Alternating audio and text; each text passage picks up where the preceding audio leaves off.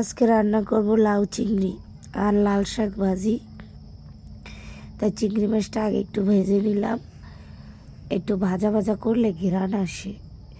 আর লাউটা সেই কচি, ধনিয়া পাতা দিয়ে রান্না হবে শীতের তরকারি লাল শাক ভাজি। পেঁয়াজটা দিয়ে দিলাম, হলুদ মরিচ, একটু কাঁচামরিচ দিলাম, কারণ শীতের তরকারিতে একটু কাঁচামরিচ দিলে ভালো হয়।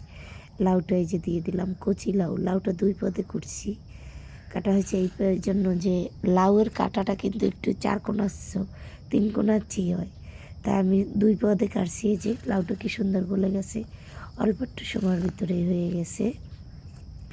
লাল শাক ভাজি, লাল শাকটাও একদম একটু সময়ের ভিতরেই হয়ে গেছে ভাজি। হয়েছে কেমন হলো আমার লাউ রান্না। এই যে ভাজিটাও হয়ে গেছে, ভাজি রান্না শেষ।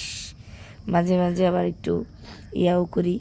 যাই হোক বন্ধুরা, কেমন হলো সবাই একটু আমার চ্যানেলটা সাবস্ক্রাইব